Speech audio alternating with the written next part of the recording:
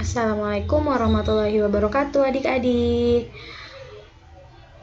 Kali ini kakak akan menjelaskan mengenai praktikum yang pertama kita, yaitu mengenai materi interferensi dan difraksi cahaya.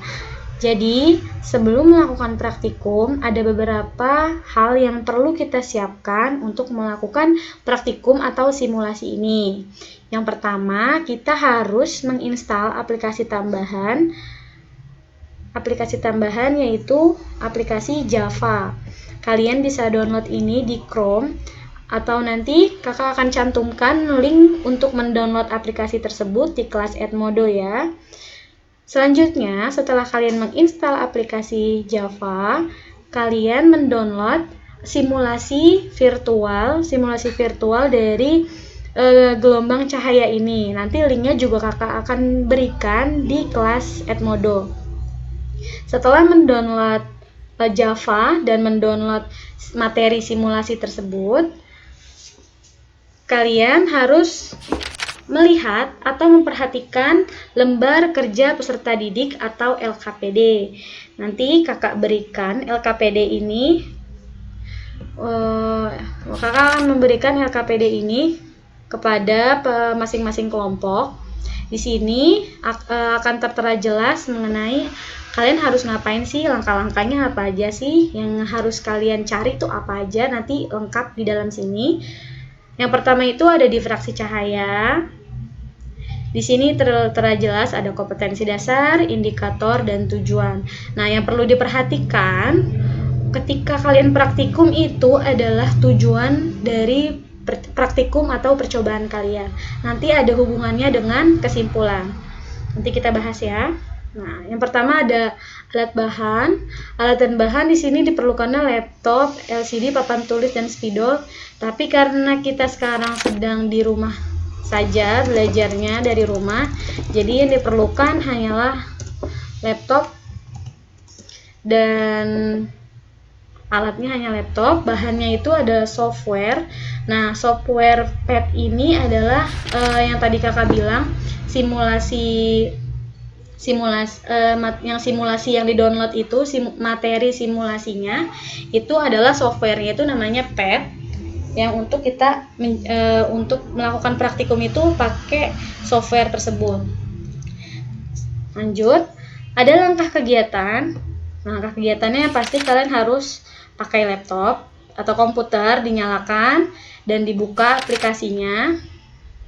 Jadi ketika kalian mau membuka simulasi ini, kalian nggak perlu ngeklik Java-nya. Jadi yang hanya kalian perlu klik itu hanya si pad-nya.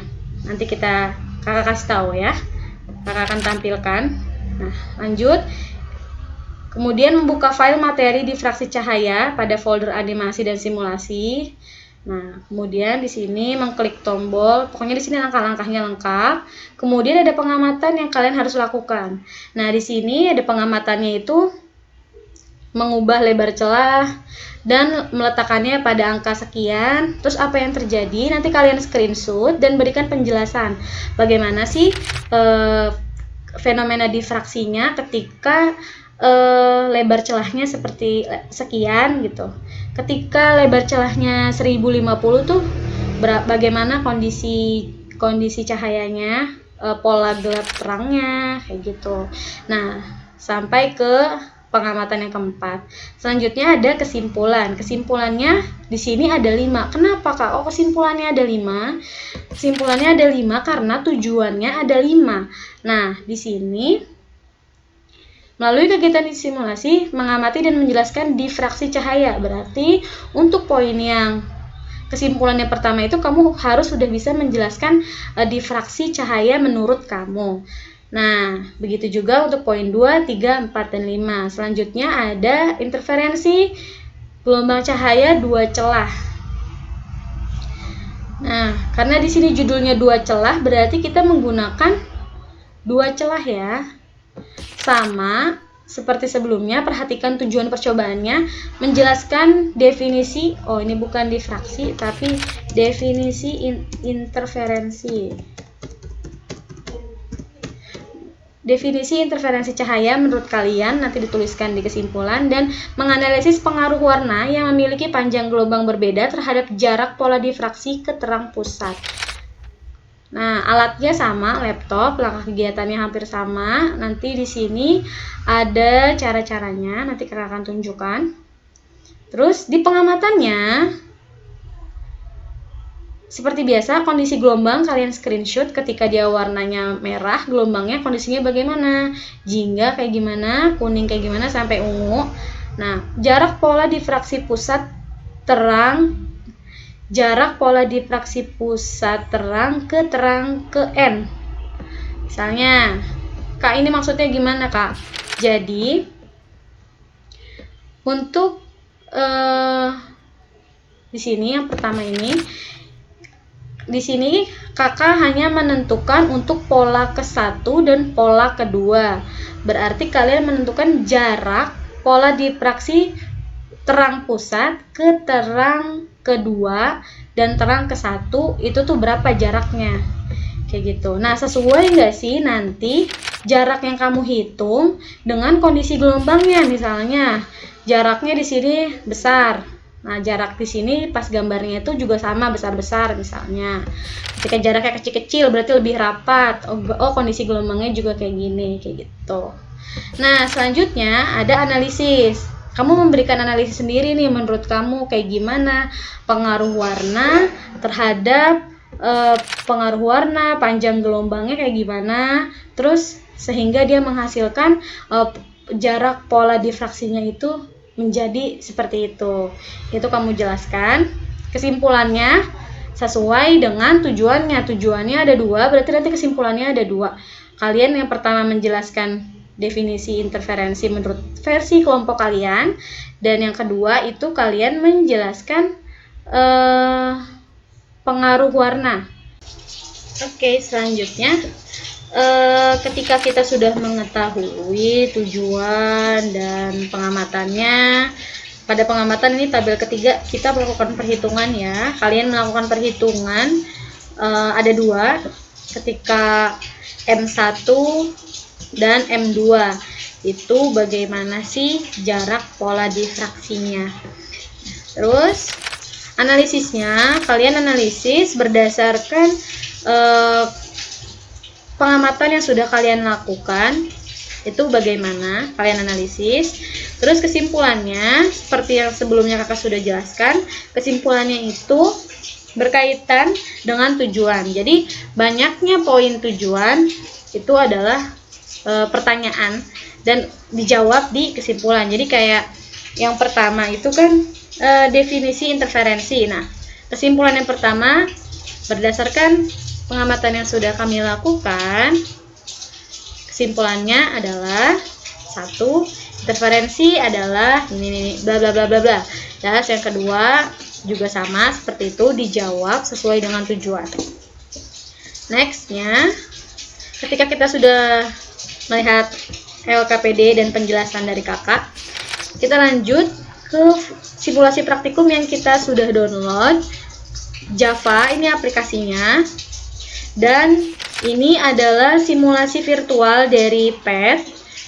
Kita langsung klik aja aplikasi PET-nya. Java-nya nggak perlu diklik karena nanti dia otomatis akan kebuka melalui Java.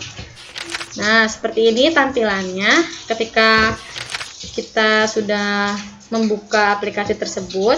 Di sini ada gelombang air, suara, dan cahaya. Yang kita gunakan adalah gelombang cahaya. Di sini ada warna-warna Mejiku Hibiniu. Di sini ada panjang gelombang, ada merah, kuning, hijau, sampai ungu, sampai hitam. Di sini ada. Nah, kemudian seperti pada LKPD, kalian harus mengklik tampilkan tabir agar terlihat sama seperti pada tampilan di LKPD. Nah, untuk mengatur celah di sini ada apa? Menu-menu, tombol-tombol yang bisa kalian atur. Di sini ada meteran. Ketika kalau kalian untuk pakai meteran sesuai instruksi nanti di dalam LKPD-nya. Nah, Ini ketika tanpa penghalang, di sini bisa diklik tanpa penghalang. Kalau ini satu celah atau dua celah, itu kalian bisa atur lebarnya berapa, penghalangnya letaknya di mana, separasi celahnya, jarak batas celahnya. Nah, di sini juga bisa menggunakan, di sini kan ada satu sumber cahaya, di sini bisa juga dua sumber cahaya. Nanti jaraknya, spasinya bisa kalian atur sendiri. Kayak gitu. Tambahkan detektor. Detektor ini untuk menghitung besarnya medan magnet, besarnya energi. Terus di sini ada yang namanya intensitas grafik. Kak, maksudnya intensitas grafik itu apa, Kak? Intensitas grafik ini untuk menentukan pola terang dan pola gelap. Maksudnya gimana? Nah, jadi ketika dia gelombang kan mempunyai lembah dan mempunyai bukit. Ketika dia lembah itu adalah pola gelap. Dan ketika dia bentuknya seperti puncak, dia adalah pola terang. Nah, terlihat nih di tabir yang kita sebelumnya kita klik. Di sini terdapat lembah, yaitu pola gelap. Nah, di sini terdapat puncak, terlihat dia menghasilkan pola terang. Begitu juga yang selanjutnya, ada lembah lagi, ada pola gelap lagi. Seperti itu. Jadi, grafik yang biasa kita lihat pada soal, nah, ini adalah simulasinya. Kurang lebih seperti itu penjelasan pendahuluan untuk menggunakan simulasi virtual ini. Untuk selanjutnya kalian bisa ikuti panduan dan arahan dari LKPD yang kakak berikan. Semangat terus untuk belajarnya. Jika ada yang ingin ditanyakan, kalian bisa langsung komentar di grup Edmodo. Tanyakan jika ada yang masih bingung, dan jika ada yang masih belum paham, bisa ditanyakan. Terima kasih. Sekian penjelasan dari kakak. Semoga lancar praktikumnya, dan semoga kegiatan praktikum ini nantinya akan menjadi pengetahuan baru untuk kalian. Walaupun situasi pandemi ini, kita tetap bisa melakukan pengamatan dari simulasi sederhana melalui aplikasi online. Semangat terus. Wassalamualaikum warahmatullahi wabarakatuh.